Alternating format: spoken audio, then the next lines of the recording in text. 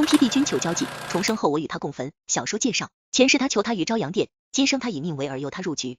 封丕帝君玄昭重生后更偏执，剜心刻骨，只为锁住皇后浅烟的魂。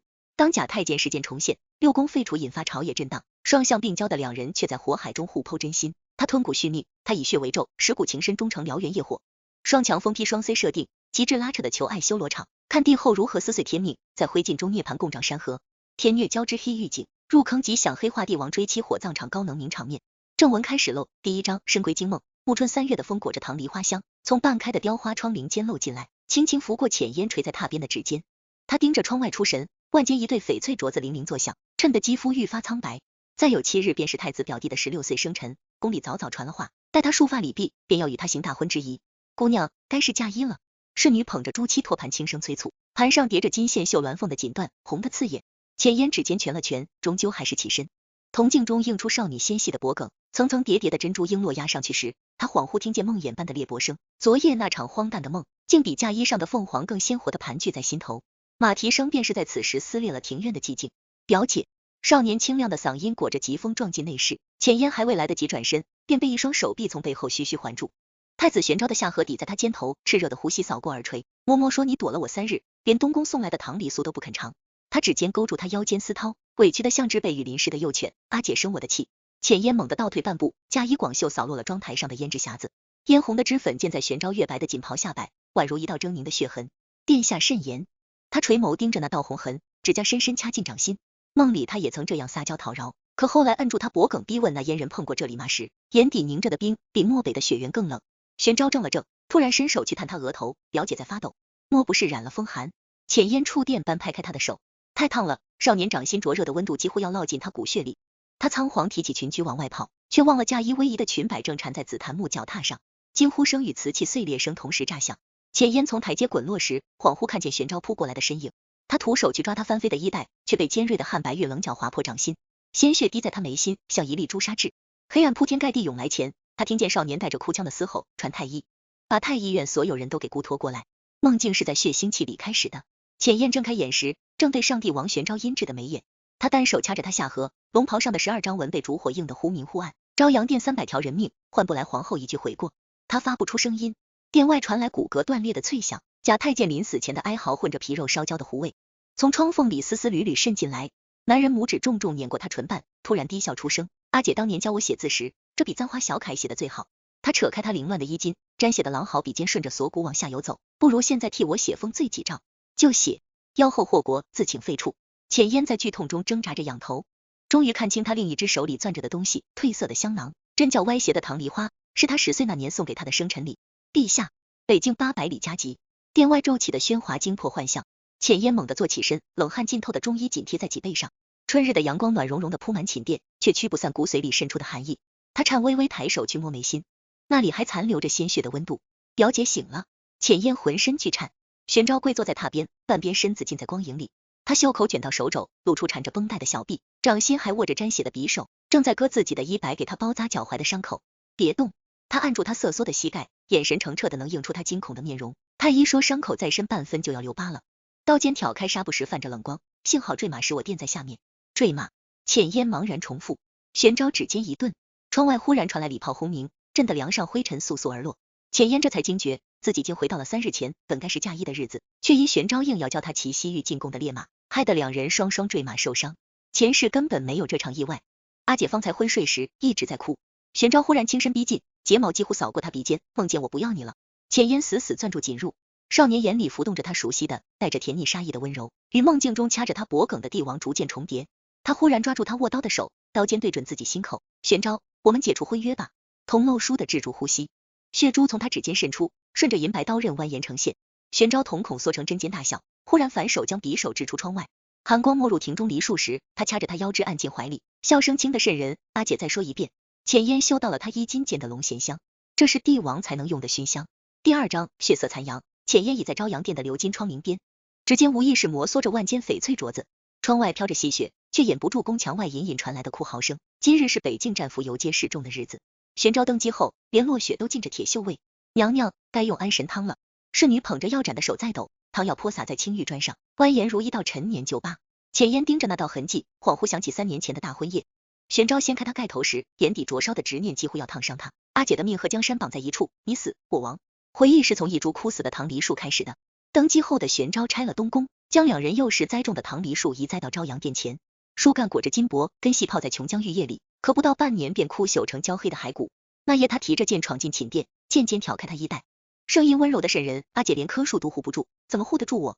浅烟蜷在龙纹锦被里，看着他在宣纸上写满杀字，朱砂从笔尖滴落，浸透纸背，像极了被车裂的假太监陈馀临死前呕出的血。陈馀是上衣局最伶俐的绣郎，生得唇红齿白，会剪唐梨花样的窗纸逗他笑。玄昭亲征漠北的第3年，浅烟在御花园撞见他被长侍太监鞭打，因他私藏了一截给皇后才冬衣的银狐皮。他开口救下他时，少年匍匐在地，后颈露出一块胎记，状如展翅的鹤。娘娘可知，鹤是最忠贞的鸟。陈馀替他簪花时，指尖有意无意擦过耳垂。浅烟望着镜中苍白如鬼魅的自己，忽然笑出了泪。玄昭连他的胭脂都要亲自调，却放任他在深宫熬成枯骨。背叛是何时滋生的？或许是在陈馀跪着为他揉捏冻僵的膝盖时，或许是在他模仿玄昭笔记为他写平安符时，又或许只是因他捧着热汤说娘娘眼里有血，化了会疼。浅烟永远记得玄昭归朝那日的天色，残阳泼血般染红琉璃瓦，他正与陈馀对弈，少年偷偷将黑子换成蜜饯，笑着说娘娘该多尝些甜的。殿门轰然洞开时，蜜饯从棋盘滚落，被玄昭的龙纹削碾成泥浆。阿姐教过我，脏了的东西。玄昭扯下绣龙披风裹住浅烟，指尖轻轻划过陈馀颤抖的脊背，就该烧干净。浅烟被锁在龙椅上观看行刑，陈馀的四肢被五匹战马撕扯时，鹤形胎记随肌肉痉挛扭曲成怪异的笑脸。玄昭从背后捂住他眼睛，唇贴着他耳垂呢喃，阿姐看，鹤沸起来了。那夜昭阳殿的烛火烧到天明，玄昭将浅烟按在唐梨木案上，狼毫笔蘸着陈馀的血，一笔一画写废后诏书。他挣扎间打翻烛台，火舌卷住他袖摆，他却笑得畅快，阿姐与我同坟才算圆满。杀戮是在冬至夜达到顶峰的。浅烟父兄被扣上媚主祸国的罪名，流放宁古塔。母亲撞死在宫门前时，手里还攥着给他绣的嫁衣图样。玄昭亲自监刑，要求刽子手用钝刀。岳母教不好女儿，何该尝尝凌迟的滋味？浅烟光着脚冲进刑场，发间凤钗扎进他胸口。玄昭握着他的手，将钗子捅得更深，血顺着龙袍纹路爬满他指缝。阿姐终于肯为我流血了。最疯癫时，玄昭命人在昭阳殿4角悬挂铜镜，浅烟无论转身多少次，都能看见自己脖颈上被他掐出的青紫，或是腰间被他咬出的血痕。他热衷于在各种地方留下印记，龙床、玉案，甚至祭祀天地的神坛。史官会怎么写？浅烟某次被他按在祖庙牌位前时，嘶声质问。玄昭咬破他肩头，在供奉列祖列宗的香灰里写下答案：妖后祸国，帝王殉情。梦境是在浅烟自枪那日碎裂的。他簪子里藏了3年毒药，却在咽下前被玄昭发现。他掰开他牙关，抠出毒囊，混着血吞下去，眼尾猩红如恶鬼。阿姐，黄泉路上等等我，我让大业百姓都来陪葬可好？浅烟最终死在一个雪夜。玄昭抱着他泡在温泉池里，池底铺满从北境快马运来的唐梨花。他一遍遍描摹他眉目，直到尸体浮肿溃烂，直到禁军冲进来惊呼陛下疯了。剧痛从心口炸开时，浅烟在现世的榻上全程虾米，冷汗将寝衣粘在背上，他颤抖着去摸枕下，那里藏着一把金锉刀，是玄昭籍贯时送他的礼物，刀柄刻着同生共死。月光漏进窗纱，映出屏风后一道颀长身影。玄昭的声音混着夜风飘进来，阿姐梦到什么了？哭得这样伤心。浅烟将刀刃抵住咽喉。前世昭阳殿的大火在瞳孔深处重燃，他终于看清史书不曾记载的真相。新帝玄昭在他咽气次日自焚，史称双燕之变。灰烬里除了焦骨，还有2枚紧紧相扣的翡翠镯子。第3章刀锋试探。春寒裹着细雨渗入窗纱时，浅烟正将最后一枚玉簪插进发髻。铜镜里映出玄昭倚在门边的身影，他蟒袍上的金线团龙被晨曦镀了层冷光，指尖漫不经心地把玩着那柄金锉刀，正是他昨夜抵在喉间的凶器。里布成了5位贵女的画像。浅烟将紫檀木匣推过案几，翡翠镯子刻在匣角发出脆响。镇北侯嫡女善骑射，比上书孙女通诗书，都是一世一家的。刀尖突然刺穿画像中少女的眉眼。玄昭俯身撑在岸上，潮湿的龙涎香混着血腥气扑面而来。他歪头打量他紧绷的颈线，忽然轻笑，阿姐挑的这些眼睛都不如你生的好看。浅烟攥紧袖中香囊，那里面装着陈馀临死前攥着的唐梨花瓣。梦境里被火舌舔舐的痛楚骤然苏醒，他垂眸避开少年灼人的目光，取其当取贤，殿下莫要儿戏。儿戏？玄昭突然掐住他下巴，拇指重重擦过他昨夜咬破的唇瓣。阿姐教我描红时说一笔一画皆不可毁，如今我们的婚约倒成了可以随意涂抹的草稿。他指尖沾了血，顺势在他眉心画了道朱砂痕。礼部你的吉帖还锁在太庙，要不要现在去祖宗面前撕个干净？浅烟猛地打落他的手，缠枝莲花灯被广袖扫得剧烈摇晃，光影错乱间，他看见玄昭袖口渗出的血迹，昨夜他夺刀时划伤的伤口又裂开了。这个认知让他喉咙发紧。前世他自焚前将翡翠镯子套在他腕上，说的那句来世换你锁着我，突然在耳畔轰鸣。陈女德薄，不堪为天下母仪。她退到屏风后，盯着自己颤抖的指尖。3日后佛诞日，陈女会自请去慈云寺清修，为陛下。青瓷茶盏在脚边炸成齑粉。玄昭踩着一地碎瓷逼近，眼底翻涌着他熟悉的音域。阿姐这声陛下叫得真顺口。他突然扯开衣襟，露出心口狰狞的疤痕，那是前世他捅的凤钗留下的印记。梦里你也是这么跪着求我废后，然后转身就跟野男人在祖庙苟合。浅烟如坠冰窟，原来他也做了那个梦。殿下既知结局，何必重蹈覆辙？他踉跄扶住博骨架，架上又是共同把玩的9连环叮咚作响，不如另择良配，不如你去死。玄昭笑着掐住他脖颈，力度却控制在恰好让他站立的程度。阿姐若敢踏出宫门半步，我就把陈鱼的骨头从乱葬岗挖出来，做成庆器摆在朝阳殿。他舔去他眼尾泪珠，声音温柔的渗人，每日晨昏定省，都让阿姐听个响。浅烟瞳孔骤缩，前世的陈鱼被车裂后，玄昭确实命人将其残躯喂了野狗。他原以为今世能救下那无辜少年，却忘了偏执成狂的帝王从来不屑遮掩软肋，他早将他的善念炼成穿心剑，更漏声催得人心慌。玄昭突然松开手，替他拢好散乱的衣襟。礼部说大婚需用100斤唐梨花瓣，阿姐陪我去上林苑挑树可好？他变脸快得令人心悸，仿佛方才的音质皆是幻觉。要开并蒂花的，就像我们小时候种的那株。浅烟盯着他伸来的手，掌心那道为救他坠马留下的伤疤尚未结痂，蜿蜒如一道诅咒。他忽然想起前世史官笔下的记载，招娣一生未踏足上林苑，因那里埋着废后的鸩酒壶。臣女遵旨。他将手徐徐搭在他腕上，却在不撵经过太液池时猛地后仰。湖水吞没口鼻的瞬间，他看见玄昭目眦欲裂的扑过来，龙纹袍角掠过他指尖，像极了前世焚尽朝阳殿的最后一片火雨。试探是在呼吸断绝时清晰的。玄昭拖着他后腰，将他抵在假山石上，4瓣唇隔着水雾相贴。他咬破他舌尖，混着血腥味呢喃：阿姐若真恨我，该往这里捅。他抓着他的手按在自己心口，眼底猩红如困兽，何必用这种拙劣把戏？浅烟在窒息中数他狂乱的心跳，99下时，他终于摸到他袖中硬物，那枚本该锁在太庙的婚书，竟被他日夜揣在贴近心口的位置。金箔边缘磨破锦囊，露出生死同亲的朱砂字迹。远处突然传来禁军喧哗，有刺客，保护太子殿下。玄昭将他护在怀中的瞬间，浅烟瞥见柳荫下闪过一角鹤纹衣袂，那秀样他再熟悉不过，前世的陈鱼最爱在领口绣丹顶鹤。第4章宿梦迟归。玄昭从噩梦中惊醒时，掌心还残留着灼烧的痛感，月光透过胶销帐渗进来，在颈背上投下一片银霜。他盯着帐顶盘踞的金龙刺绣，恍惚觉得那些龙爪正一寸寸抠进他胸腔。梦里浅烟自焚时的火焰，竟与朝阳殿的大火重叠成相同的形状，梦境是带着血腥味的。他看见自己握着凤钗捅进浅烟心口，可他的血溅在龙袍上时，疼的却是他的喉咙。他倒下去时，发间唐梨花簪碎成齑粉，而自己跪在地上拼命将碎片往心口按，仿佛那些锋利边缘能剜出蚀骨的回忆。最荒唐的是，梦中的浅烟在笑，眼角泪痣被火光照得妖异。玄昭，你锁得住我，锁得住天命吗？殿下，该上朝了。那是隔着屏风轻声催促。玄昭翻身下榻，赤足踩在冰凉的青玉砖上，铜镜中映出少年单薄的中衣，心口处赫然有一道淡红色的疤痕，与梦中被凤钗刺穿的位置分毫不差。他猛地扯开衣襟，指尖抚过那道疤，突然低笑出声。原来那不是梦，是前世欠下的孽债。晨雾未散时，玄昭已站在朝阳殿外的海棠树下，枝头还缀着夜露，像极了浅烟前世咽气时睫毛上凝的霜。他弯腰捡起一片花瓣，指腹摩挲着叶脉，想起梦中他总爱将落花夹在奏折里，朱批旁总伴着一句唐梨金雪，可缓头痛。殿下万安。浅烟的嗓音比露水更冷。玄昭转身，看见他素白裙裾扫过石阶，发间只别了只银簪，与前世满头珠翠的皇后判若两人。他忽然心悸，今晨他未带他送的翡翠镯子。阿姐昨夜睡得可好？他碾碎掌中花瓣，嫣红之液顺着指缝滴落。浅烟退后半步，目光扫过他沾着花枝的手。殿下若无事，臣女要去佛堂抄经了。玄昭欺身上前，将染红的手掌按在他身后的宫墙上，这个姿势像极了梦中将他困在龙椅上的模样。他满意的看见他睫毛剧烈颤动。阿姐抄的什么经？往生咒还是孽海记？浅烟猛地推开他，缠枝连纹的衣袖从玄昭腕间划过，带起一缕熟悉的药香，是前世他为治他咳疾亲手调的安神香。这个发现让他瞳孔骤缩，突然攥住他手腕厉喝：你从何处得的这香？殿下自重。浅烟挣扎间银簪落地，青丝如瀑散开。玄昭却怔住了，他腕间密不住新旧交错的割痕，最深的一道横贯脉搏，与他梦中自焚那日看到的伤痕完全重合。怒火混住恐惧在血管里奔涌，他扯开他衣领，果然在锁骨下方找到咬痕，那是他前世在太庙祭坛前留下的印记。你也记得？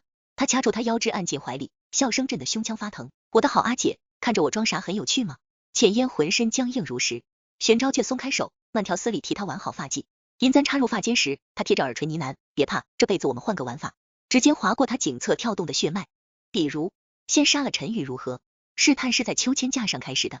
玄昭命人在御花园扎了架缠满糖梨花的秋千。浅烟被工人请过来时，他正往绳索上涂蜂蜜，说是防磨伤他的手腕。阿姐可知，前世陈鱼被五马分尸时，手里还攥着你送的帕子。他推着秋千越荡越高，声音散在风里。我让人把帕子烧成灰，混在胭脂里送回朝阳殿。你涂在唇上时，真像吞了火炭的鹤。浅烟指甲抠进绳索，掌心的旧伤崩裂出血。他突然在秋千荡到最高处时松手，整个人如折翼的跌扑向花丛。玄昭飞身去接的动作比意识更快。两人跌进荼蘼花架时，他护着他的头撞在自己的剑伤上，血腥气漫开的瞬间，前世记忆汹涌而至。浅烟第一次小产时，也是这样蜷在他怀里，身下血浸透了唐离纹的紧入。为什么？浅烟突然哽咽，他指尖触到他后背狰狞的鞭痕，那是他今晨去审刑司亲手烙的，为了验证梦中那些伤是否会重现。玄昭翻身将他压在满地残花上，龙涎香混着血腥气将他裹挟。阿姐若真想赎罪，就乖乖当我的皇后。他咬破舌尖，将血涂在他苍白的唇上，这辈子换你求着我，如何？浅烟在眩晕中瞥见柳荫下的鹤纹一角，陈玉端着药盏的手在发抖，少年颈后的胎记被阳光照得清晰可见。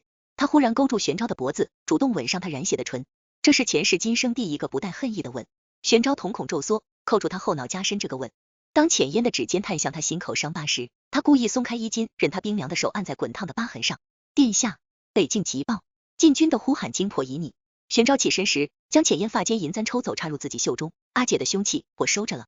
他走出3步又回头，眼底翻涌着浓黑的情愫。今晚子时，我等你来杀我。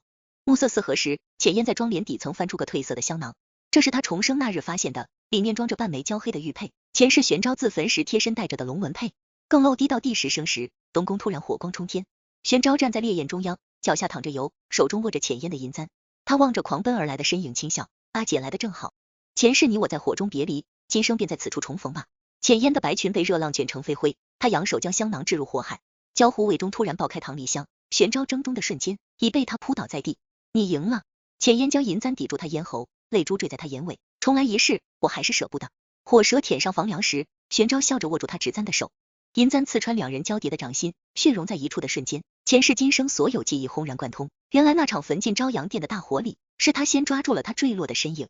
第5章猎捕之事。秋显的号角声撕破晨雾时，浅烟正被玄昭按在妆台前梳发，他掌心缠着浸透药香的纱布，动作却稳得惊人，象牙梳齿穿过他及腰青丝，仿佛在抚弄一匹上好的云锦。阿姐可知漠北的狼嗅到血腥味会发狂，他忽然俯身，下颌抵在他肩窝，铜镜里映出两人交叠的身影。今日围场里放了30头饿了3日的狼，专为追捕一头白鹿。浅烟指尖一颤，玉簪险些跌落，那白鹿是西域使臣进贡的祥瑞，前夜玄昭亲手为他系上金铃，铃铛内壁刻着帝后同心的篆文。殿下想让臣女观猎。他盯着镜中少年阴晴不定的神色，后背渗出冷汗。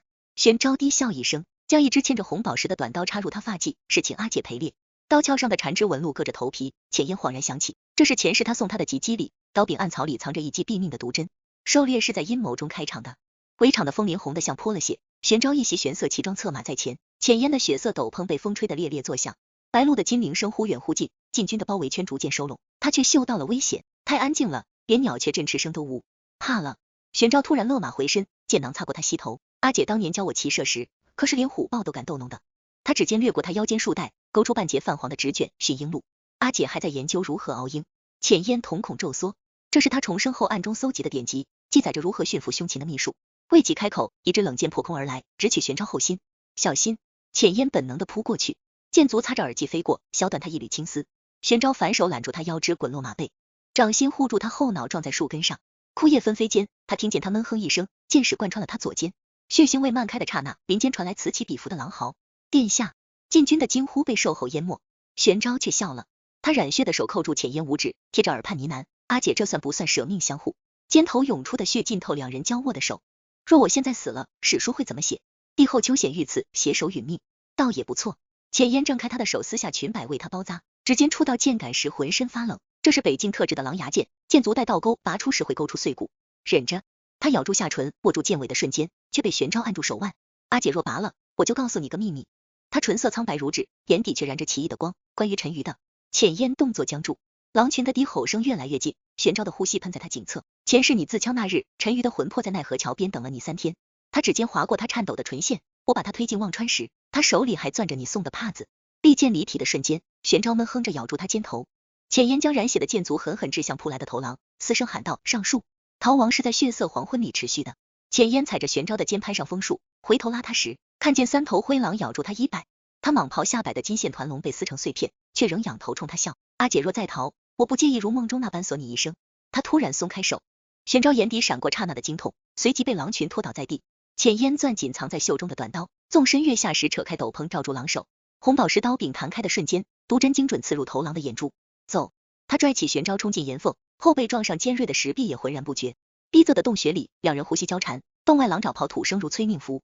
玄昭忽然闷笑出声，阿姐袖中藏毒，腰间别刀，是随时准备杀我。他沾血的手抚上他脖颈，怎么方才不动手？浅烟拍开他的手，撕开他衣襟查看伤口，血肉模糊的肩头深可见骨，他却注意到一道陈年剑疤，与前世他为他挡剑的位置分毫不差。殿下算计的妙。他突然冷笑，狼群早备下了药，刺客也是东宫暗卫办的，这场戏是想逼我心软。玄昭眼神骤暗，猛地将他按在石壁上。阿姐总是这么聪明。他舔去他颊边血迹，可你算漏了一点。岩缝外突然传来禁军的呼喊，他贴着他耳垂低语，我是真的会死。浅烟怔中间，他已推开他冲向狼群，蟒袍残破的身影宛如扑火飞蛾，剑光过处雪花四溅。他看着他左至右处的背影，突然想起前世朝阳殿大火中，他也是这样张开双臂说阿姐怕火就躲我怀里。玄昭，他尖叫着掷出短刀，刀锋没入最后一头狼的咽喉时，玄昭踉跄着跌进他怀里，他心口插着半截断剑，唇角却噙着笑，阿姐终于肯唤我名字了。剖白是在月生时溃堤的。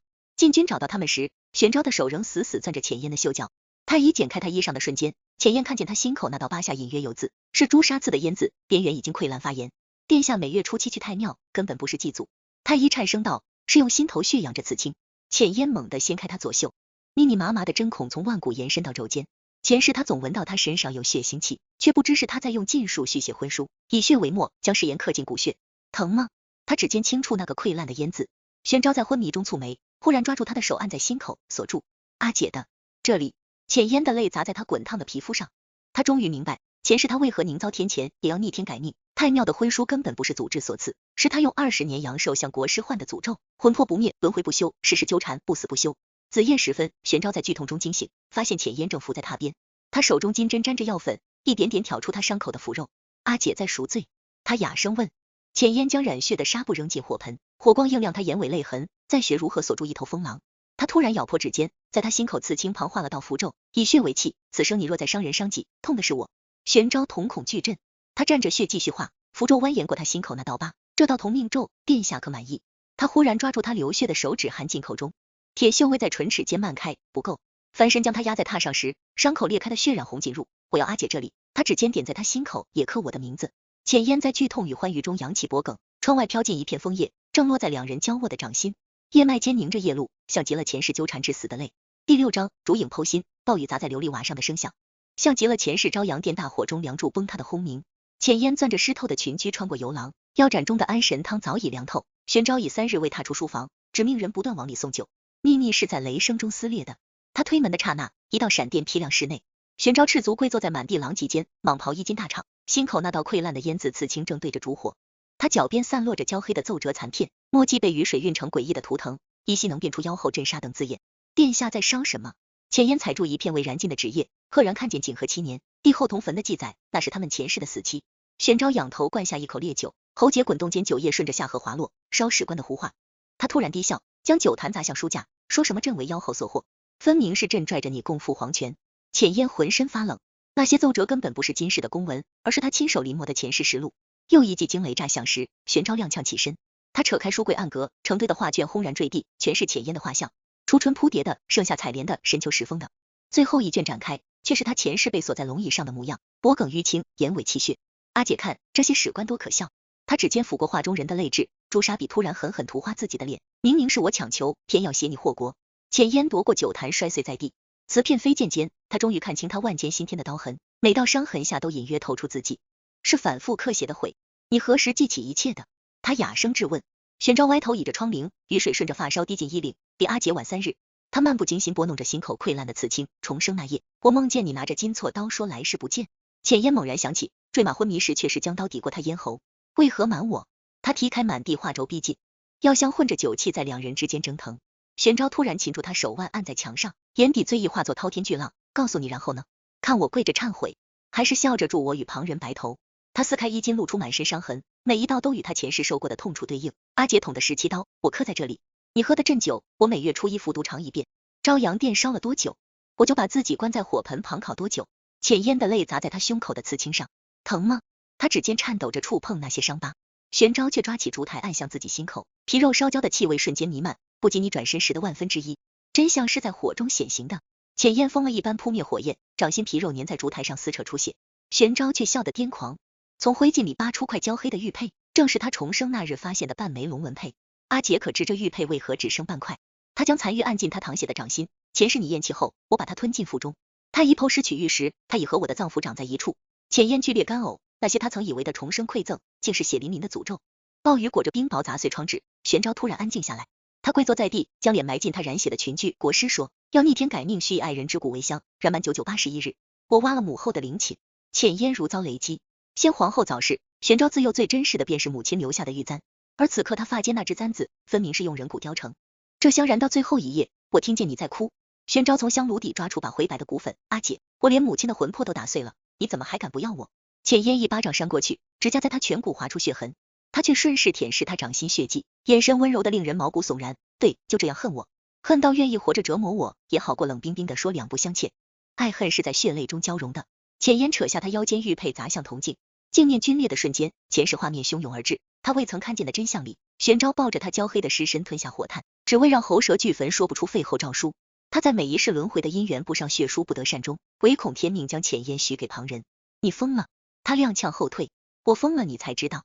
玄昭拽断案头佛珠，檀木珠子噼里啪啦砸了满地。这串珠子是拿陈宇的骨灰揉的，经书是人皮做的，连你每日喝的安神汤，他掐着他下巴迫他抬头，都掺了我的心头血。浅烟抠着喉咙干呕，却被玄昭从背后死死抱住。他咬着他耳垂呢喃，吐啊，把我也吐出来，反正你心肺里早浸透了我的血，轮回千遍也洗不干净。雷声间歇时，浅烟摸到了他枕下的匕首，玄昭却主动握住他手腕，将刀尖抵住自己咽喉，来，往这里刺，这次我绝不躲。他的手抖得握不住刀柄，舍不得。玄昭低笑着吻他颤抖的眼帘，那我教阿姐个法子。他突然扯开他衣襟，沾着血在他心口画符，以婚为契，以血为咒，此事彼生，为君所属。烛火轰然爆亮，符咒泛出金光，浅烟痛得蜷缩在地，却见玄昭心口的刺青正缓缓渗入他肌肤，他虔诚的舔舐他心口血痕，这样多好，阿姐的命盘终于拴在我魂魄上了。5更钟响时，浅烟在满地灰烬中睁开眼，玄昭昏睡在他膝头，腕间伤口被他的发带草草包扎。他轻轻抚过他眉骨，突然摸到藏在袖中的半块玉佩，前世他吞入腹中的定情信物，今生仍带着体温。雨停了，一缕晨光照在残破的画卷上，画中帝王搂着枯骨披奏折，朱砂笔写满7浅烟。第7章，唐离旧约。残阳将唐离人染成琥珀色时，浅烟的绣鞋踩碎了满地枯叶，枝头最后几朵晚开的花被风卷着扑进他袖中，恍惚间仍是16年前的光景。那时玄昭还没他肩膀高，举着竹竿非要替他打落最高处的花。阿姐的香囊漏了。玄昭的声音从背后贴近，浅烟下意识按住腰间，褪色的香囊果然破了个洞，干枯的唐梨花瓣正簌簌往下掉。他转身要躲，却被他用一只金簪别住衣带，簪头雕着交颈的鹤，喙间衔着粒嫣红的珊瑚珠。殿下这是何意？他盯着那只明显是旧物的簪子，指尖发颤。玄昭弯腰拾起散落的花瓣，掌心拖着递到他眼前。阿姐8岁那年，也是在这里弄丢了香囊。暮色将她睫毛染成金色，你蹲在树下哭，我偷了母后的金丝线，熬了3夜才补好。浅烟呼吸一滞，记忆如潮水漫过，小太子熬得眼睛通红，却昂着下巴说苦赏你的，结果被他发现指腹全是针眼。此刻他摊开的掌心里，旧伤疤与新生茧交错，像一幅刻满时光的地图。回忆是被蝉鸣唤醒的。7岁那年的盛夏，浅烟攥着皱巴巴的香囊躲在假山洞里，玄昭举着琉璃灯寻来时，额头还带着翻墙蹭的灰。姑才没找你。小太子把灯塞给他，袖口掉出糖梨酥，是母后非要我送点心。浅烟咬了口酥皮，突然哭得更凶。绣娘说香囊要装并蒂花才吉利，可最高的那只我够不着。玄昭当即扯断腰间玉坠，踩着假山石就往上爬。浅烟仰头看着他摇摇欲坠的身影，连哭都忘了。接住！并蒂花砸在他裙摆上时，玄昭也从丈高的假山摔了下来。浅烟扑过去扶他，却听见小太子龇牙咧嘴的笑，看这不是够着了。他掌心擦破的血迹蹭在他袖口，凝成2朵小小的海棠。此刻的唐梨园里，玄昭忽然撩开袍角蹲下，他指尖拂过假山时某处凹陷，露出歪歪扭扭的刻痕。2个小人手拉着手，旁边刻着朝雨烟。阿姐当年非说这样就能永远锁在一起。他摩挲着稚嫩的刻痕，笑意浸着暮色，如今看来倒是灵验。浅烟仓皇后退，却被满地藤蔓绊住。玄昭伸手揽住他腰肢的瞬间，怀旧突然掉出个物件，褪色的红绳串着半枚铜钱，正是他及笄那年扔进许愿池的验圣钱。我捞了3天。玄昭将铜钱按进他掌心，边缘磨损的发亮，池底的淤泥冻伤了膝盖，阿姐却带着陈鱼编的同心结招摇过市。浅烟猛然攥紧铜钱，尖锐的边缘刺破掌心，他却想起更久远的事。12岁冬夜，玄昭高烧不退，仍攥着这枚铜钱。太医说，若再迟半刻，腿就保不住了。暮色渐浓，玄昭忽然走向西墙角，荒草丛中竟藏着一架腐朽的秋千，缠满枯藤的绳索上依稀可见金丝线的光泽。他拔出匕首，割断藤蔓，露出绳结处密密麻麻的烟字。阿姐出嫁前夜，我在这里刻了一整宿。他屈指弹了弹没变的木板，可惜雨太大，自己都泡胀了。浅烟鬼使神差的抚过那些凹凸，被岁月侵蚀的刻痕下，竟真能辨出深深浅浅的字形，最深处的一笔几乎穿透木板。他突然哽咽，前世被求朝阳殿时，窗外的海棠树上也有相似的刻痕。月光是在对峙中升起的。玄昭从怀中掏出个褪色的香囊，浅烟借着月色看清纹样时，如遭雷击。那是他6岁初学女工时绣的四不像，本该早就焚毁在及笄里的篝火中。阿姐当年说这是鸳鸯，他指尖抚过歪斜的针脚，其实是鹤吧，就像陈宇太极那种。浅烟夺过香囊要撕，却被玄昭扣住手腕，撕了它，那些年我为你挨的罚就白费了。他忽然解开衣襟，心口狰狞的疤痕旁竟纹着香囊上的鸳鸯。及笄里那夜，我把它从火里抢出来时，这里落了个叶。夜风卷着棠梨花的残香，浅烟想起前世某个雪夜，玄昭醉酒后伏在他膝头呢喃，阿姐绣的丑鸭子比凤凰金印更配得上玉玺。当时他只当是风化，却不知他真将同志的绣纹刻进了骨血。为什么？他嗓音破碎不堪。玄昭忽然将他抱上秋千，腐朽的木板发出不堪重负的吱呀声。他推着秋千轻晃，仿佛还是那个偷爬墙头的小太子。阿姐7岁那年在这里说过，荡得越高，愿望越灵。浅烟攥紧绳索，月光将两人的影子投在斑驳的宫墙上，恍惚与幼时的剪影重叠。当年我许愿，要阿姐永远在我抬眼就能看见的地方。玄昭的力道忽然加重，秋千猛地荡向半空。后来发现，只有把你锁进朝阳殿，才能实现这个愿望。浅烟在失重感中尖叫，发簪坠地，溅起星火。玄昭却纵身跃上秋千，双臂将他困在怀里。疾风掠过耳畔时，他贴着他颤抖的脊背低语：可现在，我宁愿做你的囚徒。秋千绳在最高处断裂的瞬间，玄昭翻身垫在他身下，两人跌进厚厚的枯叶堆里，惊起流萤万千。浅烟撑起身时，发现他掌心肌肤被麻绳磨得血肉模糊，却还死死护着他后脑。宠你入骨是错。玄昭就着月光舔舐伤口，血珠染红唇角，但爱你入髓。他忽然抓起他的手按在自己心口，我改不了。掌心下的疤痕突突跳动，浅烟触到更深处的异物，是那枚被他扔进火海的玉佩，此刻正嵌在他血肉之中，真相是在萤火中昭然的。玄昭忽然从枯叶下扒出个陶罐，封泥上印着孩童的手印，罐内竟存着早已没变的糖梨酥，还有张重铸的指尖，自己稚嫩歪斜，给阿姐的及笄里要最甜的馅。浅烟的泪砸在泛黄的指尖上，他终于想起及笄里前玄昭总往御膳房跑，食指烫满水泡，却笑着递给他10盒我亲手和的馅，而他当着他的面将酥饼赏给工人，讥讽殿下还是多读圣贤书。别哭。玄昭用沾着血渍的袖角替他拭泪，后来我尝了，确实太甜。他拈起一块梅酥放进嘴里咀嚼，甜到如今想起来喉头都是苦的。浅烟忽然夺过陶罐砸向假山，瓷片迸裂间，无数纸鹤随煤灰飘散，每只都写着愿阿姐安康，从制桌到工整，从墨迹到血书。最深处的铜盒里躺着把生锈的钥匙，朝阳殿地牢的钥匙。玄昭拾起来对着月光，前世你说想看看能关住你的锁长什么样，我命人打了999把，这是最后一把。他忽然将钥匙抛进深井，现在不需要了。井底传来沉闷的回响时，浅烟腕间的翡翠镯子突然断裂。前世玄昭为他带镯时说的锁住阿姐的魂言犹在耳，此刻碎玉却映出他释然的笑，你看没有枷锁你也走不了。夜路渐重时，浅烟在棠梨树下挖出个铁匣，里面全是他这些年随手丢弃的物件，写废的诗稿，断线的簪花，甚至祈福时扔的签文。最底下压着风味寄出的信，火漆上盖着太子金印，阿姐若重来一世，你能不能试着爱我。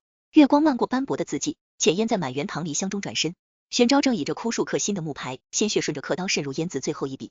他抬头时，眼底是从未有过的澄澈，这次刻在树上能活1000年。浅烟夺过刻刀，在招字旁重重补上一道。木屑纷飞间，两个名字终于并肩而立，宛如当年够不到的并蒂花，在轮回尽头悄然绽放。第8章，六宫无妃。太极殿的盘龙柱上凝着晨露，玄昭的冕旒在玉座上投下细密的阴影。他指尖摩挲着袖中那枚褪色香囊，听着接下此起彼伏的陛下三思，忽然想起前世浅烟被废那日，也是这般阴沉的天气。玄修之乃祖宗之法，陛下岂能因私情弃社稷于不顾？御史忠诚的护板重重扣在金砖上，回声震得梁间燕子惊飞。玄昭轻笑一声，将香囊抛在龙案上，干枯的棠梨花瓣散落奏折间，与朱批的准字交叠成诡异的图腾。爱卿家中3妻4妾，可曾生出个比孤聪慧的？他忽然轻身，冕旒珠玉撞出脆响，还是说诸位急着往朕榻上塞人，是想当第2个吕不韦？满殿死寂中，户部尚书颤巍巍出列，陛下若执意空至6宫，老臣便撞死在这盘龙柱上。话音未落，竟真朝着鎏金柱急冲而去。玄昭眼皮都未抬，禁军的刀鞘横空劈在老者膝窝，沉闷的撞击声伴着骨骼碎裂的脆响。血溅3尺时，新晋的探花郎突然冷笑：“陛下为妖后所惑，与桀纣何异？”妖后，玄昭抚掌大笑，玄色龙袍卫衣下阶，来人，把起居柱抬上来。12名内侍扛着鎏金香切鱼贯而入，香盖掀开的刹那，霉味混着血腥气扑面而来。泛黄的纸页铺满大殿，每一张都密密麻麻写着七浅烟，披红的奏折，祭祀的祷文，甚至边关急报的夹缝。景和3年春，北京大捷，必血书烟自于战旗。玄昭薛嫡碾过探花郎匍匐的指尖。景和5年冬，江南水患，地克烟自于赈灾粮船龙骨。他忽然揪住对方发官，逼其仰视御座后的屏风，百鸟朝凤的绣纹下，竟用金丝银线绣满了朝雨烟。现在告诉朕，他指尖划过探花郎惨白的脸，是朕或于妖后，还是尔等？惧于真心。惊雷是在誓言中炸响的。浅烟攥着偷听的宫壁瑟瑟发抖。他原想借宋安神汤探听选秀消息，却见玄昭突然抽剑斩断冕旒，12流玉珠迸溅如雨，有几颗滚到他裙裾下，映出他猩红的眼角。列祖列宗在上。玄昭割破掌心，血顺着剑锋淌入青铜饕餮尊。朕此生为皇后一人，若为此事。他猛然将9尊掷向殿外，火光冲天而起，江山倾覆，魂飞魄散。群臣的惊呼被雷声淹没。浅烟踉跄扶住廊柱，看着那道单薄的身影立在熊熊烈焰前。前世他焚烧昭阳殿时也是这般姿态，可如今烧的是宗庙祭器，断的是百年礼法。娘娘，陛下他。掌事嬷嬷捧着带血的帕子追来，竟是玄昭金晨咳出的废血。浅烟指尖发颤，帕脚绣着歪斜的唐梨花，针脚与他6岁时绣的第一个香囊如出一辙。他突然想起重生那日，玄昭握着染血的匕首，说这辈子换你求着我，原以为是疯话，却不想是预言。对峙是在暴雨中爆发的。浅烟冲进火场时，玄昭正将先祖牌位投入火盆，火焰舔舐着景惠帝的金漆封号。他回头冲他笑，父皇当年废了母后，转头就立新后。阿姐说他的魂魄配不配享太庙香火？你疯了！他扑过去抢牌位，却被玄昭拦腰抱住。我是疯了！他咬着他耳垂呢喃，任火星窜上龙袍下摆。从阿姐替我挡箭那日就疯了。滚烫的呼吸混着血腥气，知道为何定要今日废选秀，因前世今日你喝了避子汤。浅烟如遭雷击，记忆如毒蛇窜入脑海。景和7年3月初9，他跪在昭阳殿前接过汤药，玄昭在屏风后掐碎了翡翠镯。彼时他以为他恨他绝皇室血脉，却不知他恨的是阿姐宁伤身，也不信我能护住孩儿这辈子。玄昭突然剧烈咳嗽，血沫溅在他颈侧，阿姐能不能试着信我一次？浅烟转身揪住他衣襟，信你什么？信你每月剜心头血续写婚书，信你吞炭回嗓只为不改誓言，还是信你此刻咳血焚宗庙，是要与我做一对遗臭万年的鸳鸯？玄昭笑着咳出更多血，指尖在他掌心画符，信我能逆天改命。火光照亮他眼底偏执的温柔。擎天剑说地星将陨，我便将命格与阿姐相系，要死也得你亲手杀我。心房是在血狱中坍塌的。浅烟摸到他后颈的刺青，凹凸的纹路竟是烟字的反写。前世他总见他对着铜镜抚触此处，原以为是旧伤，却不知是拿反刃匕首生生刻进皮肉的情咒。疼吗？他哑声问。玄昭抓着他手指按向心口，这里更疼。溃烂的刺青下，半枚玉佩的轮廓随心跳鼓动。阿姐砸碎他那日，我捡回来吞了下去。太医说再深半寸就刺穿肺腑。殿外忽然传来山呼海啸的天罚。浅烟抬眼望去，惊见暴雨中跪满黑压压的百姓，他们高举万民伞，伞面却写着废妖后清君侧。玄昭低笑出声，阿姐你看，全天下都要你死。他突然撕开龙袍，露出心口溃烂的伤痕，不如我先死。浅烟夺过上方剑，横在颈间，让他们退下。玄昭瞳孔骤缩，退下。他嘶吼着划破皮肤，血顺着剑锋蜿蜒成溪，否则我立刻死在这里。玄昭抬手时，指尖都在颤。禁军潮水般退去，他忽然跪倒在地，从怀中掏出颗锦盒。阿姐若真想死，用这个。盒中躺着支嵌毒针的金簪，正是他前世自枪所用。见血封喉，比剑痛快。浅烟的剑哐当坠地。他终于看清锦盒内侧的刻字，锦盒元年，玄昭继位当日所制。原来他早在重生之初，便备好了与他同死的凶器。暴雨冲刷着满地血污，玄昭忽然剧烈抽搐。浅烟接住他瘫软的身子，摸到满手黏腻，他后背不知何时中了暗箭，箭足泛着幽蓝的毒光。真好，他眷恋的蹭他掌心，这次能死在阿姐怀里。浅烟疯了一般撕开龙袍，俯身去吮毒血。玄昭却扣住他后颈，将最后半枚玉佩塞进他口中，吞下去，命盘就完整了。当追兵破门而入时，只见帝后相拥在熊熊烈火中。浅烟握着玄昭的手，在最后一块未被烧毁的金砖上刻下不悔。重生是在灰烬中萌芽的。3日后，新帝登基的钟声响彻皇城。浅烟立在太庙废墟前，看着史官战战兢兢呈上史册，昭帝废6宫，焚宗庙，后与帝同没于火。然一日帝后复现，手持唐梨并蒂，曰天意不可逆，真心不可违。玄昭从身后环住他，腕间缠着浸透药香的绷带。阿姐现在信了。他指尖绽开一朵新摘的唐梨花，我说过要与你世世纠缠。浅烟闭眼咽下喉间腥甜。那日他吞下的玉佩在胃里灼烧，此刻才知其中封着玄昭伴侣魂魄。原来所谓逆天改命，是以命换命，以痴缠破轮回。暮色中，新裁的凤袍送来，玄昭亲手为他系上腰带时，露出心口崭新的刺青。六宫无非，天地为证。第9章，共堕业火。暮色浸透宫墙时，浅烟在御膳房的暗角撞见那抹褐纹衣袂少年，正弯腰拾取散落的棠梨花，后颈的胎记被夕阳镀成血色，是陈鱼。命运是在对世间重启的。他踉跄后退，绣鞋踩碎枯枝的声响惊动少年。陈鱼转身的刹那，浅烟秀重匕首已抵住他咽喉。谁派你来的？娘娘。陈鱼瞳仁清澈如釉露，掌心摊开几朵完整的棠梨花。奴才见落花可惜，想晒干给您制香囊。浅烟指尖发颤，前世他也是这般仰头望他，眼底盛着破碎的星光。娘娘眼里有血，化了会疼。匕首当啷坠地，他厉声喝道：滚出宫去，今日便走。阿姐要赶走谁？玄昭的嗓音裹着夜露贴耳传来。浅烟尚未回头，已被他掐着腰肢按在宫墙上。陈鱼惊慌扣手的瞬间，玄昭的指尖划过他站立的脊骨，这双眼，这胎记，阿姐是不是很眼熟？浅烟猛然醒悟，陈鱼的眉眼竟与玄昭幼时有7分相似。你设计的？他嘶声质问，指甲抠进他腕间溃烂的刺青，故意找个替身来折磨我。玄昭低笑，龙涎香混着血腥气将他笼罩。阿姐说反了。他忽然扯开陈鱼衣领，露出锁骨下新鲜的鞭痕，是有人想用这张脸让我亲手杀你。阴谋是在月下揭开的。浅烟被玄昭拽进密室时，烛火映亮满墙密报。泛黄的纸页间，陈鱼2字被朱砂反复圈画，最新一份写着8月初8，假太监携贺文玉佩入宫，北境暗桩培养的棋子，专为离间你我。玄昭碾碎手中密信，指挥速速落在他群居。前世他接近你，是因有人告诉他，你痴恋幼时的我。浅烟如坠冰窟，原来陈鱼的温柔小意，不过是照着他心底最深的眷恋描摹的幻影。陛下既知真相，为何留他性命？玄昭忽然将他抱上案几，案头正指下压着褪色的婚书，我要阿姐亲手杀他。他舔去他眼尾泪珠，就像前世。亲手杀我！浅烟挣扎间碰翻烛台，火舌卷住密报一角，玄昭却纵容火势蔓延，直到满室映如白昼，才掐着他下颌逼问：阿姐躲我3日，是在怕重蹈覆辙，还是怕再次心动？业火是在对峙中点燃的。3更钟响时，浅烟在御花园截住陈鱼，少年捧着新采的棠梨花，脖梗还留着他的指痕。娘娘若要奴才死，不必脏了手。他递上淬毒的银簪，只是求娘娘莫再对陛下心软。浅烟瞳孔骤缩。簪头刻着北境皇族的狼图腾，正是前世玄昭的宿敌。你果然。话音未落，剑雨破空而至，陈鱼飞身将他扑倒，背后瞬间插满羽箭，血沫从他唇角溢出。快走，他们要烧宫！冲天火光应声而起，浅烟在浓烟中望见玄昭的身影，他蟒袍浴血，手持长剑劈开火海，腕间缠着烧焦的婚书。阿姐若敢死在这里，我就让全天下殉葬。小心！浅烟嘶喊着撞开他，淬毒的剑足擦过他肩头，玄昭反手削断刺客咽喉，眼底猩红如恶鬼。你为他挡剑！火舌吞没狼蛛的巨响中，浅烟扯开他衣襟，露出心口溃烂的刺青。此毒为同心头血可解，你要看我死2次吗？玄昭怔中的瞬间，他已咬破舌尖吻上来，血腥气在唇齿间漫开。他忽然笑着咽下毒血，这样也算共白头了。因果是在灰烬中了断的。浅烟拖着玄昭跌进冰窖时，火海已吞没半个皇城，他蜷在他怀里卡血，指尖却温柔地描摹他眉骨。阿姐可知，陈鱼是我同父异母的弟弟。冰霜凝结在浅烟的长睫上，母后被废因诞下双生子，他被送去北境为质。玄昭的呼吸渐渐微弱，我留着他，是想证明，即便血脉相连，阿姐也只会选我。浅烟徒手剖开他心口溃烂的伤，掏出半枚染毒的玉佩，前世今生的画面呼啸而过。陈鱼被五马分尸时攥着的帕子，玄昭自焚时紧贴胸口的残玉，原是同一块龙凤佩。你早知他会死，他将玉佩按进自己伤口，用他的命逼我恨你，再用我的恨续你的命。玄昭笑着咳出最后一口血，现在阿姐可以放心爱我了，重生是在濒死时圆满的。玄昭低笑，龙涎香混着血腥气将他笼罩。阿姐说反了。他忽然扯开陈鱼衣领，露出锁骨下新鲜的鞭痕，是有人想用这张脸让我亲手杀你。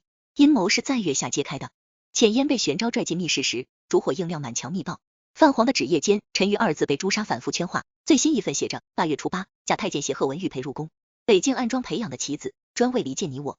玄昭碾碎手中密信，指挥速速落在他群居。前世他接近你，是因有人告诉他，你痴恋幼时的我。浅烟如坠冰窟，原来陈鱼的温柔小意，不过是照着他心底最深的眷恋描摹的幻影。陛下既知真相，为何留他性命？玄昭忽然将他抱上案几，案头正指下压着褪色的婚书，我要阿姐亲手杀他。他舔去他眼尾泪珠，就像前世。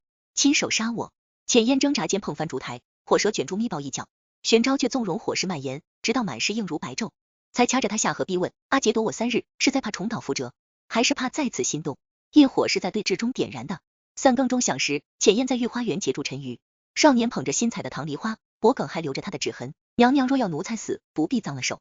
他递上淬毒的银簪，只是求娘娘莫再对陛下心软。浅烟瞳孔骤缩。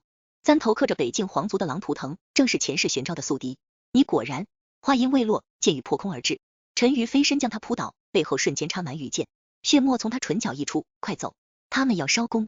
冲天火光应声而起，浅烟在浓烟中望见玄昭的身影，他蟒袍浴血，手持长剑劈开火海，腕间缠着烧焦的婚书。阿姐若敢死在这里，我就让全天下殉葬！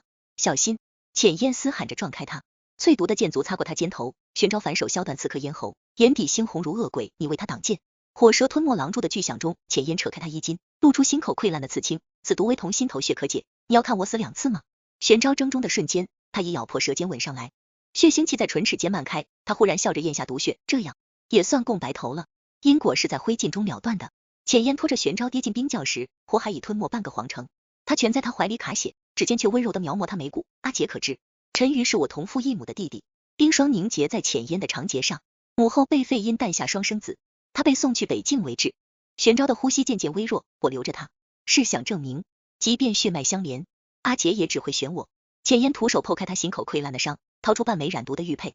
前世今生的画面呼啸而过，陈馀被五马分尸时攥着的帕子，玄昭自焚时紧贴胸口的残玉，原是同一块龙凤佩。你早知他会死，他将玉佩按进自己伤口，用他的命逼我恨你，再用我的恨续你的命。玄昭笑着咳出最后一口血，现在阿姐可以放心爱我了。重生是在濒死时圆满的。浅烟握紧金错刀刺穿两人交叠的掌心，鲜血渗入冰面时，前世今生所有记忆轰然炸裂。仅和7年的火海中，玄昭原本能逃生，是为返回去救困在密道的陈馀才与他同坟。今生陈馀的毒箭是他故意受的苦肉计，就连北境暗桩都是他亲手培植的棋子。你赌赢了。浅烟在冰霜附体前吻住他冰冷的唇，世事纠缠，我认了。晨光破晓时，禁军撞开冰窖，帝后相拥在晶莹剔透的冰棺中。玄昭心口的溃烂竟生出并蒂糖梨，浅烟肩头的剑伤开出双生莲。10载，昭帝与羿后涅槃重生，6宫空至，帝后同亲。此后100年，大业皇陵只立合葬碑，碑文仅8字：业火焚尽，真心不灭。第10章，四阴千秋。大婚当日的晨曦穿透云层时，浅烟腕间的翡翠镯子映出斑驳血痕。昨夜玄昭亲手将碎玉熔铸重造，裂纹处填着金丝，宛如他们纠缠的命格。他抚过镯内新刻的小字千秋，忽听殿外礼炮轰鸣，震落梁间今年的香灰。红妆是在因果中织就的。12层鸾凤嫁衣压上肩头时，浅烟在铜镜中望见玄昭的身影。他倚着门框把玩一柄金错刀，刀柄缠着褪色的棠梨花枝，正是他前世自枪所用。阿姐可知，婚服下摆的纹样是姑亲手所绣。玄昭指尖抚过嫁衣上振翅欲飞的鹤，眼底映着跃动的烛火，999只鹤，每只眼睛都是北境进贡的血玉。浅烟转身，嫁衣威仪扫过满地合金9盏，殿下是要用这嫁衣锁住我，还是锁住你的心魔？玄昭低笑，突然割破掌心，将血涂在他唇上。嫣红浸透胭脂时，他俯身咬住他耳垂，锁住我们的孽债。血腥气在呼吸间交缠。阿姐今日若逃婚，我便将大业版图烧成婚书。誓言是在刀刃上淬炼的。太庙前的青铜鼎焚着龙涎香，浅烟踏过99级玉阶时，瞥见玄昭袖中寒光。他脊背挺得笔直，可攥着婚书的手背青筋暴起，仿佛在压抑着某种即将破龙的癫狂。跪！礼官唱惹未落，浅烟突然抽出袖中短刀，群臣惊呼声中，他将刀刃塞进玄昭掌心。若我再负你，便用它杀我。刀柄的缠枝纹硌着两人交握的手，玄昭却放声大笑，笑声震落眼角积雨。他忽然反手折断刀刃，锋利的碎片扎进掌心。我要的。鲜血顺着指缝滴在婚书上，晕开生死同亲的朱砂字，从来只是你心甘情愿。浅烟的泪砸在断刃上，前世他逼他写罪己诏用的狼毫笔，今生化作婚书上的血誓，原来偏执与深情，本就是一体双生，何仅是在血色中交融的。洗竹然至中夜时，玄昭拆开浅烟发间金簪，并蒂堂里的簪头突然弹开暗格，露出半枚焦黑的玉佩，正是前世他吞入腹中的定情信物。阿姐可知，何仅酒里掺了我的心头血。他晃着琉璃盏，琥珀色的酒液映出两人交叠的身影。饮下这杯，你的命盘就彻底与我拴在一处了。浅烟夺过酒盏，一饮而尽。剧痛从喉头烧至肺腑时，他扯开玄昭的喜服，心口溃烂的刺青竟生出嫩绿的新芽，是棠梨花的幼稚。你服了共生骨。他指尖发颤。前世国师说过，此骨须以爱人之骨为引，将两人的性命继成死结。玄昭笑着咳出血沫，将他的掌心按在溃烂处。阿姐砸碎玉佩那日，我剪了碎渣磨成粉。溃烂的皮肉下，蛊虫正在血脉中游走。现在你痛我便痛，你死。浅烟以吻封缄他未尽之言，交缠的血气中，他尝到蛊虫腥甜的味道，恍惚看见前世朝阳殿的灰烬里，两缕魂魄如何相拥着坠入轮回。盛世是在灰烬中重生的。3更钟响时，玄昭忽然抱他踏上太庙屋脊，皇城灯火如星河铺展。他指着朱雀大街心里的石碑，那是我们的合葬碑。浅烟在夜风中眯起眼，碑文并非歌功颂德，而是刻满密密麻麻的正字。玄昭每月15画一道，至今已999画，前世今生加起来，正好欠阿姐1000年。他将断刃刺入心口，血顺着碑文沟壑流淌，余下的年岁我慢慢还。浅烟夺过断刃，划破掌心，血与他的融在一处，千年不够。他蘸着血在碑顶补上一划，我要你视世为囚，属你生生强求。玄昭的笑声惊起满城七鸟，他解下玉佩系在他脚踝，冰凉的玉纹贴住脉搏，锁住了。青史是在晨光中定格的。翌日早朝，史官颤抖着捧上新纂的史册，玄昭当庭焚烧旧典，火光中妖后霍国的记载化作灰碟，落在浅烟腋地的朝服上。即他执起浅烟的手按在玉玺，朱砂拓印在空白史册。景和元年，帝后大婚，废六宫，只选秀，双燕涅盘，盛世四音。浅烟望着阶下俯首的群臣，忽然想起前世跪在这里接废后诏书的自己，那时玄昭的眼泪砸在他手背，如今却化作他掌心的温度，一寸寸暖透他冰封的魂魄。退朝时，小太监呈上北境捷报，浅烟展开信笺，轻笑出声。玄昭竟将降书写成婚书，末尾按着敌国君主血手印，愿效昭帝，遣三六宫为妻一人。阿姐笑什么？玄昭抽走信笺，顺势将他困在龙椅上。浅烟抚过他心口心语的疤痕，笑有人学你疯魔。玄昭咬破他指尖，在奏折上画交颈的鹤，不是学，是这天下终于看懂。他忽然抱起他走向殿外，朝阳将两人影子拉得很长，真心本该疯魔。四音是在千秋中回响的。100年后，太庙前的棠梨树已亭亭如盖，史官领着稚童走过青石路，指着合葬碑上的双生花讲解：昭帝与义后崩于同日，手握并蒂棠梨，尸身100年不腐。清风拂过碑文，带起一串银铃声。守灵人总说夜半能听见帝后私语，有时是阿姐诱逃，有时是索你千秋。而史册最后一页夹着片干枯的棠梨花瓣，朱批小楷一稀可辨，无期浅烟若重来千世，仍要强求。玄昭花瓣背面，秦秀簪花小楷添了句：允你强求。烟